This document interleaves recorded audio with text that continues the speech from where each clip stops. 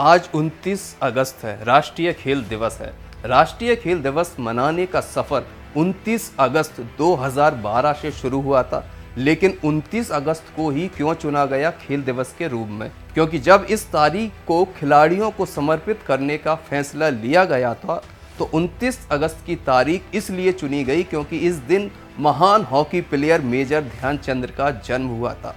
29 अगस्त 1905 को प्रयागराज में जन्मे मेजर ध्यानचंद को इस खेल में महारत हासिल थी और उन्हें इसलिए हॉकी का जादूगर और द मैजिशियन के नाम से बुलाया जाता था। वो एक सैनिक और खिलाड़ी थे। उन्हें भारतीय हॉकी के सर्वश्रेष्ठ खिलाड़ियों में से एक माना जाता था। वो आज़ादी से पहले ब्रिटिश आर्मी में थे और हॉकी खेला करते थे।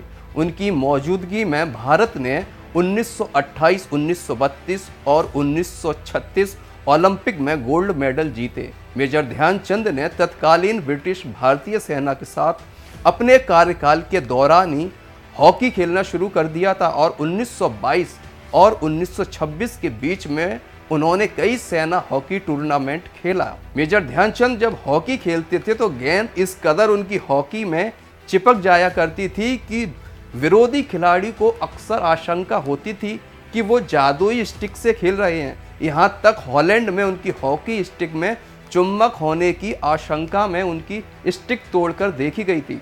जापान में ध्यानचंद की हॉकी स्टिक से जिस तरह गेंद चिपक रही थी, उसे देखकर उनकी हॉकी स्टिक में गोंद लगे होने की बात कही गई।